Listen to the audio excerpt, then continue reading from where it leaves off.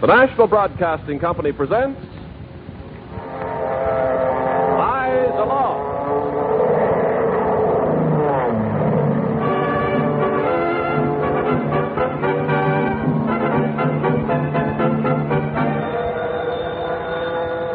Army flash.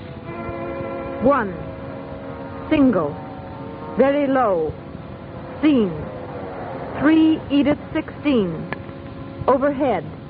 Northwest. Eyes aloft, watching the sky, watching for planes flying the lanes up above. Eyes aloft. Eyes Aloft. The 4th Fighter Command of the United States Army Air Forces, in cooperation with West Coast radio stations, presents this Christmas Week program honoring the 150,000 volunteer civilian observers and filter center workers whose round-the-clock vigilance keeps watchful guard of the Pacific coast against attack by enemy planes. Eyes aloft, night and day, will help protect the USA.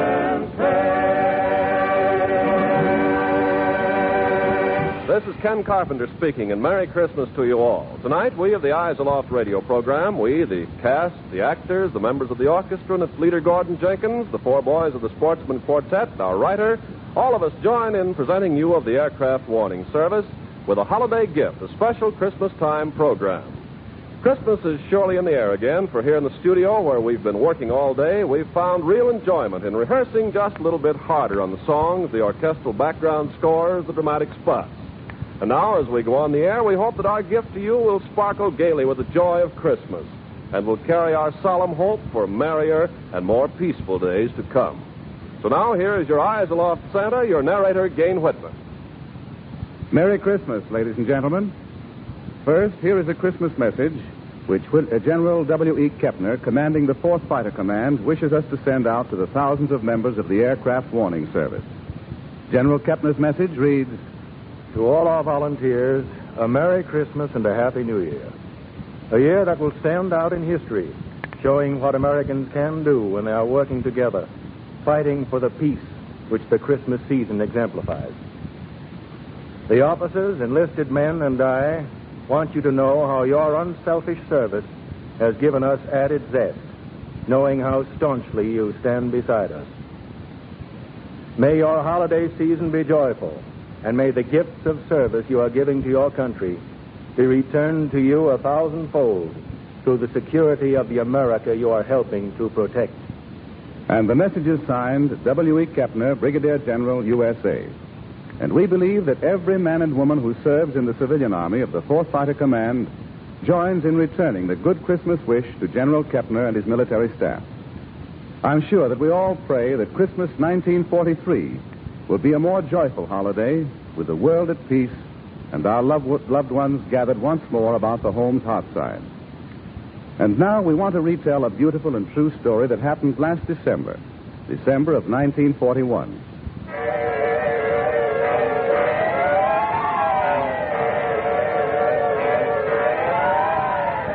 One year ago, last December, when the Ground Observer Corps was first being activated, a little community in Douglas County, Oregon, found itself faced with a serious problem. The small and well-to-do farming community of Camas Valley is nestled among the rolling mountains of the Coast Range. Winter. At the time, Camas Valley was supposed to support 2 observation posts, one atop Dutchman Butte, the other up on Live Oak Mountain. 3 feet of snow and ice made it impossible for observers to negotiate the daily trips to the post. So an observers' meeting was called by the post's organizer, John Stanley. Let's keep the meeting in order, folks. It's getting late. Now, how are we going to settle our problem? Well, John, I don't see how we're going to keep 2 posts running this winter. Well, what'll we do? Call up the Army and tell them we're going to fall down on the job? Well, we got to find some way. Yeah, some way, but you can't even get a horse up the last 2 miles on Dutchman Butte now. Too much ice and snow. Well, there's a road up to the top of Live Oak Mountain, if we can keep it open this winter. Over 2 feet of snow on Live Oak as it is, John. John. Well, who spoke up then? I didn't see. Me, Ed Bushman. You any suggestions, Ed? Well, I kind of think our community shouldn't fall down on this job for the Army. I'd hate to think other towns and communities are keeping their posts open Camas Valley couldn't take care of our own. Yeah, well, what do you think we should do, Ed? Well, I'm going to have some free time for a while this winter. I'll go up and live on Dutchman Butte. Well, that's fine, Ed, but do you think you can spare all that time? Well, I guess it's for a good cause, John. I can spare the time. Of course, maybe somebody else will put in some time with me. After all, a fella can't keep watch 24 hours a day. Has to sleep a little. Well, maybe we can get somebody else to go up there with you, Ed.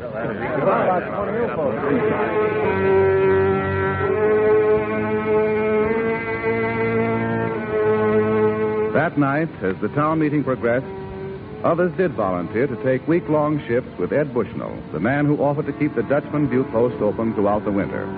They were the Harding brothers, Jerry, 18 years old, and Jack, 20. And there was Vic Stanley, 15, who offered to spend every third week up there with Ed Bushnell.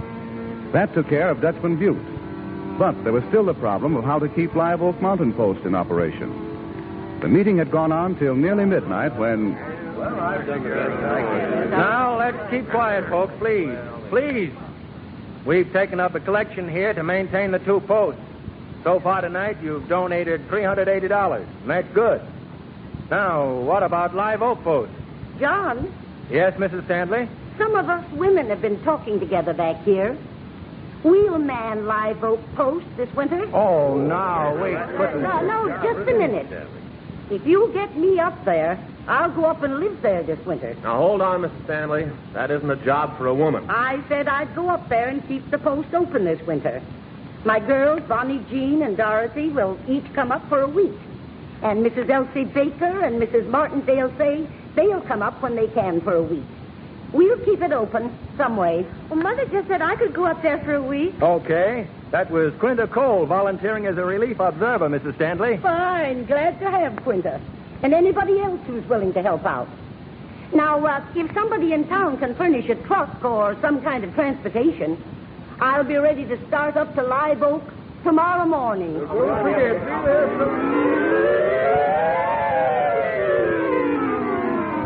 On the following morning, two parties started out from the town of Camas Valley with winter supplies. The men went to Dutchman Butte. The other group, the women, Mrs. Philip Stanley and her young daughter, Bonnie Jean, accompanied by a group of men to see them up to the top of Live Oak Mountain and get them settled. Toward noon, the little party finally reached the wind-blown crest of Live Oak Mountain. Reaching the little cabin there, found the door jammed shut by ice. Snowdrift was easy enough to shovel away from the door. The ice we're having trouble picking out. Mrs. Stanley, Bunny, don't you want to stand over here closer to the building? No, we're all right. Just get that door open. My feet are half frozen. Well, stamp on them, Bonnie. Oh, I'm all right, Mother. How are you coming, Jim? Get this chunk out of here. You think we can open the door now? It ought to open. Say, I worked up a good heat with that pickaxe. Whew. Come on, Jim, help me. Put your shoulder against the door with me. You'll be able to bust it loose together. Okay, let me in here. All right. Steady now. 1, 2, 3. A little more. Blast air. Come on. Well, there we are. Come on, ladies, inside here. You get out of the cold. Oh, my, good to get out of that bitter wind. No, I thought for a while we'd never make it up here. I'm not at all sure you should try to stay up here, Mrs. Stanley. Oh, tush. We're here and we're going to stay. Now, let's get organized around here. Well, okay. Jim, Yeah? you got the kindling. Build a fire in the heater here. Okay, right away. I think I'll make some coffee for us all. Bonnie, you unpack this carton with the cooking utensils and food. Yes, Mother. Hey, one of you other men out there, bring in the big jug of water before it freezes. Yes, sir. Bring in the other supplies, the blankets and stuff. Ooh. Heavens, I'm going to close this door. Well, I'll close it for you, Miss Stanley. Here's the coffee pot. I say, here's a coffee pot, Mother. Yes, Bonnie. Just set it on the table till the men get the fire started. I was just looking out this window here. Hey, great place up here on the mountaintop for an observation post. We can see all over, in every direction. Yes. We can see all over. All over God's country. Yeah. God's country. It's so beautiful, so serene, So calm and peaceful down there in our valley below. We got a little extra snow this year, Mrs. Stanley. Yeah. We'll have a white Christmas. I think it's fun coming up here. Don't you, Mother? Fun, Bonnie. Fun. Oh, darling. Well, I mean... No, it's our duty.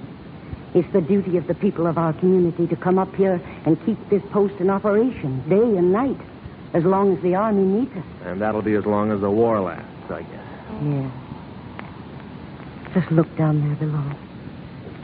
It's our valley, our home, to love and protect.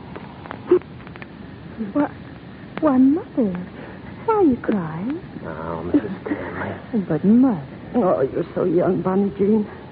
You don't quite understand it all yet. I understand about a lot of things. I know, dear, I know. But you said, why are you crying, Mother? Why am I crying? Maybe I don't know. Maybe I can't tell you. When you get older, Bonnie Jean, you'll understand how a person can look down at the country he loves and... Oh, what's the matter with me? Say, I think the men are coming with the wood and the rest of the stuff now, Mrs. Stanley. Oh, heavens. I'm standing here crying like an oak. Come on, open the door. Have them bring the wood in. We'll build the fire. Bonnie, you make the beds on the 2 cots. Yes, Mother. And we'll get some coffee brewing and all get warmed up. Maybe you're right, Bonnie. We will have fun up here this winter.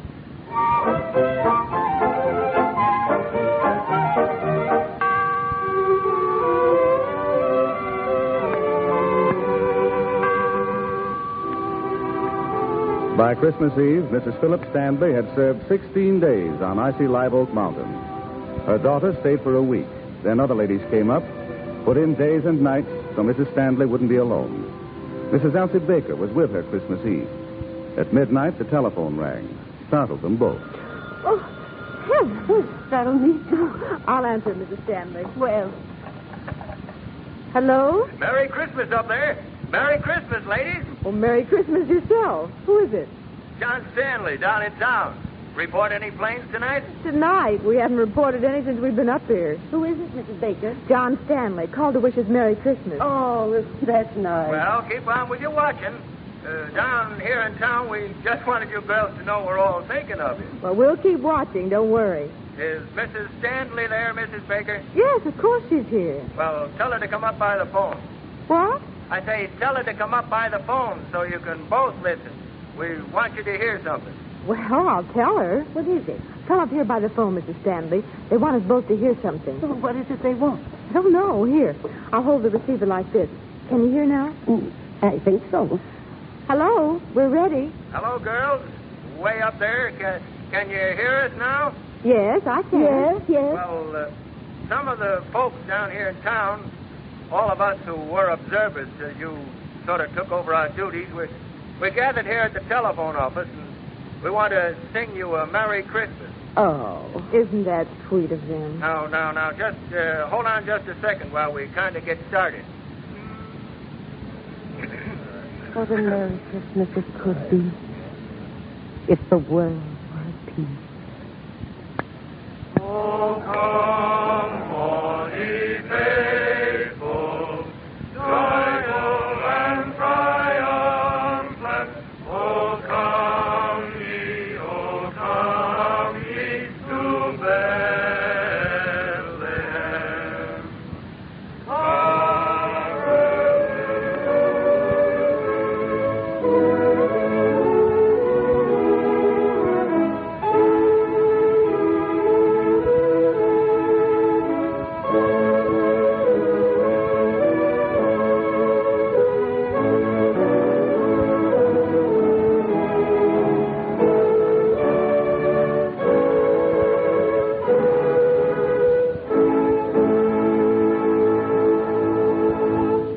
Such was Christmas 1941, the first Christmas that America was engaged in World War II, the first Christmas that American civilians were given the right to work directly with the Army. For example, in that one little community from December 9th, 1941 to February 25th, for 72 long days and nights, loyal Mrs. Stanley and her 5 relief observers kept vigil at Live Oak Mountain Post. And on Dutchman Butte, Ed Bushnell and his 3 observers kept that post open. When the trails were again negotiable to daily travel, other observers came to relieve them and share in the vital work. And mind this, not once in those 72 days did those courageous people sight or report a single airplane. Discouraging? They say not. Useless? No. They were waiting and watching, ready to help warn their nation of the possible approach of an enemy by air. That is the sort of constant day in and night out Christmas gift 150,000 volunteer civilians of the Aircraft Warning Service are giving America this year.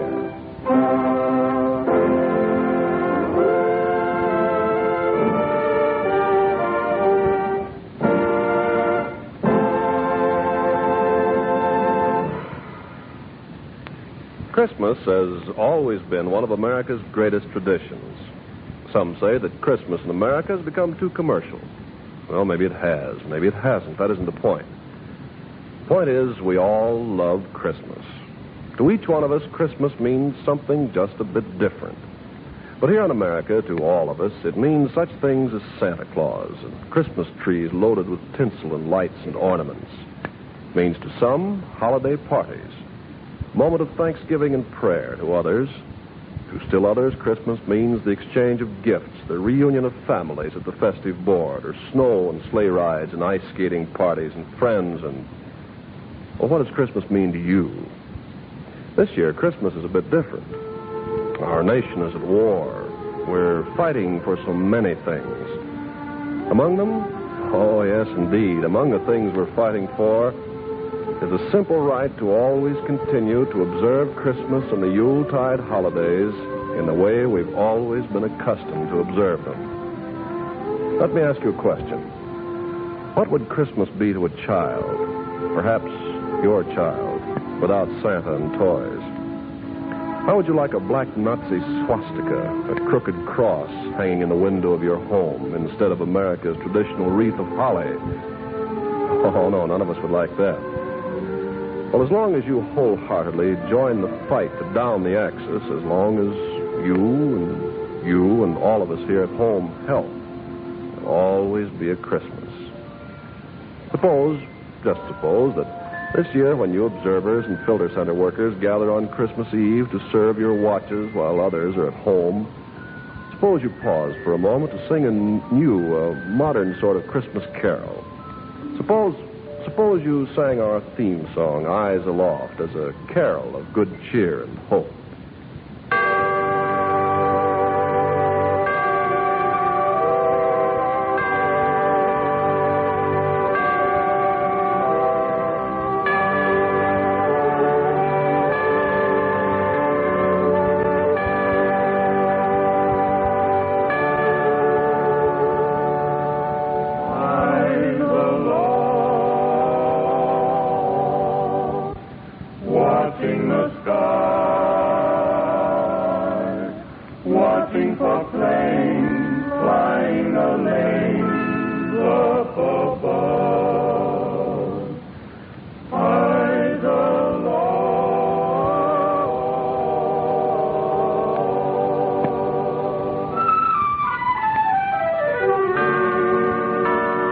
Yes, there'll always be a Christmas.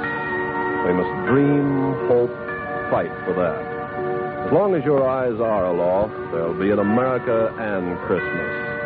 There'll be the greatest of all Christmases, a white Christmas for us this year and always. I'm dreaming of a white Christmas, just like the one I used to know, where the treetops glisten and children listen to hear sleigh bells in the snow.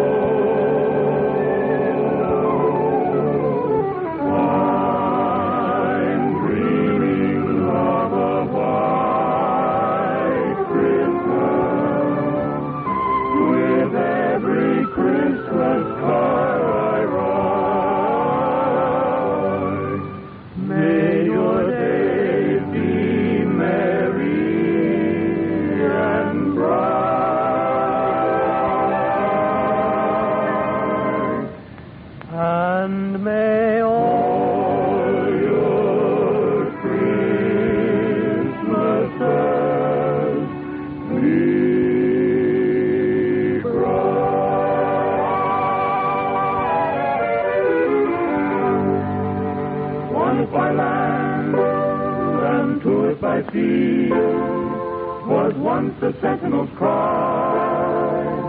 But a modern 20th century Paul Revere must watch the sky.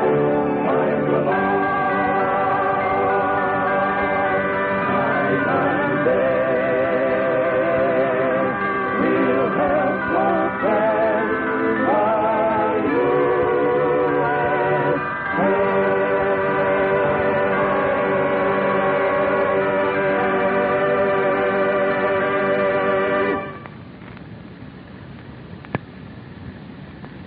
A short time ago, Captain William K. Morgan, Regional Ground Observation Officer in Oregon, sent us a copy of an inspired piece of writing he had heard delivered on a Portland radio program called The Mighty Meat.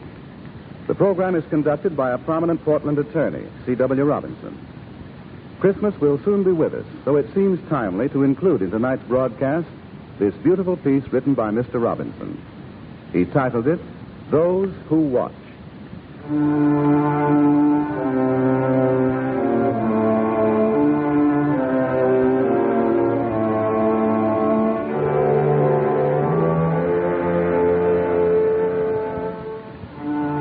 saw her trudging up a snow-clad road, up to a little building, shack, if you please, at the top of the hill. There wasn't about the shack the trappings of war.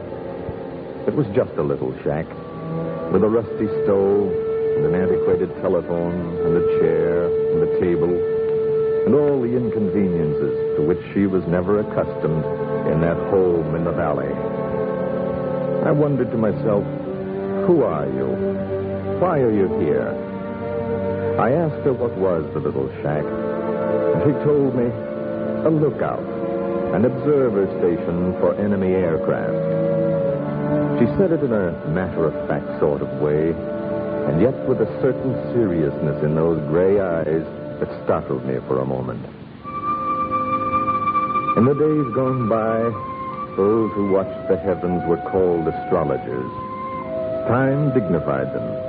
Study added to them the degree of astronomer. Today, only in derision do we refer to stargazers and seers. She was one who watches the heavens, a wise woman. Strange, these watchers in the night.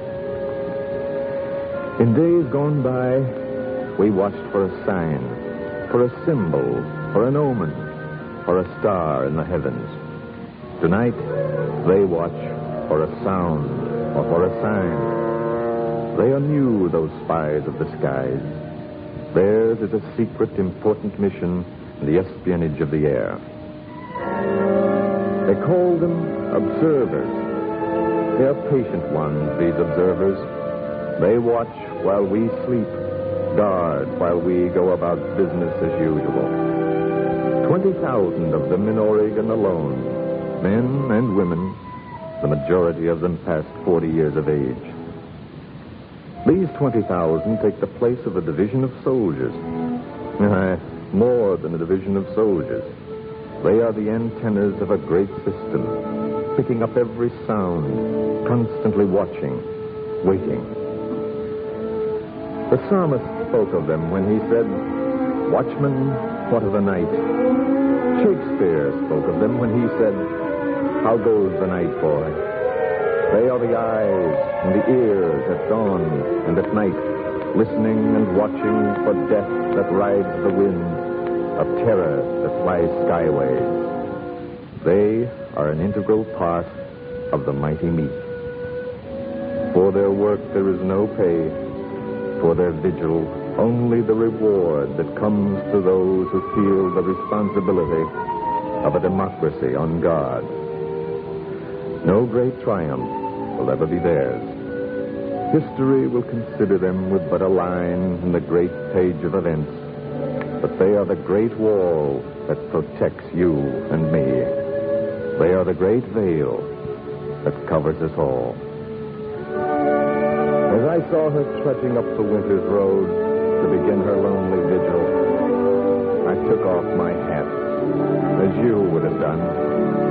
And when the first star broke above the horizon, I knew who had placed it there, and in whose honor it burns so brightly. This night, it shone on her and the thousands of others like her. It was the service star of freedom.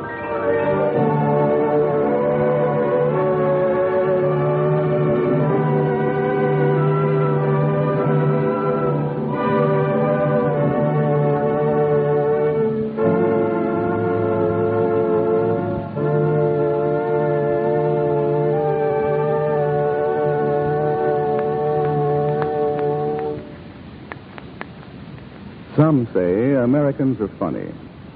They say we're sentimental and soft. We may be sentimental.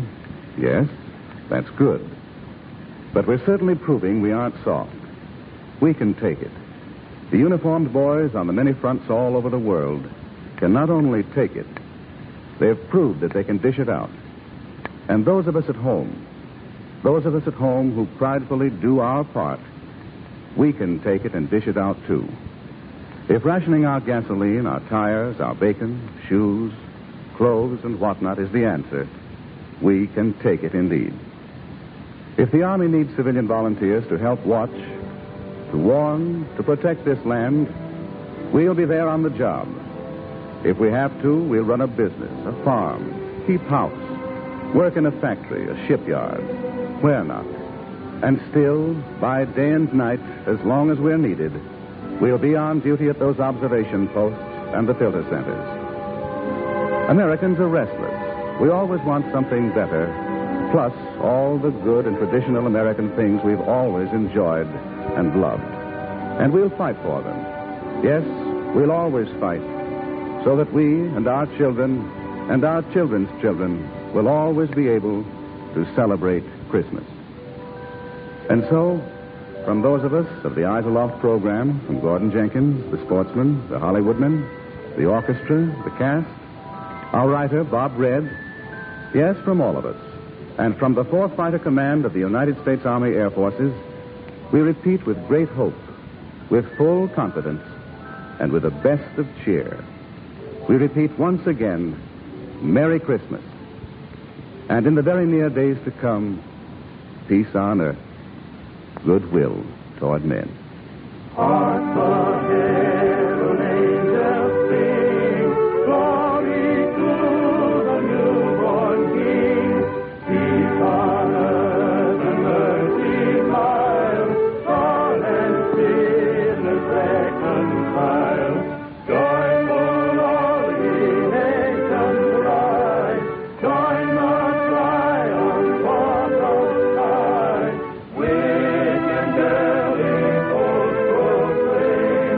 Christ is born in Bethlehem. Hark the herald angels sing, glory to the newborn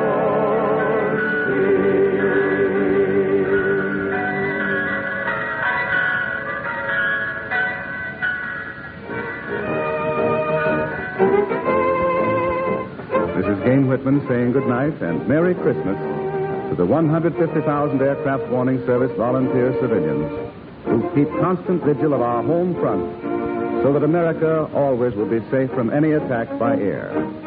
Happy holidays.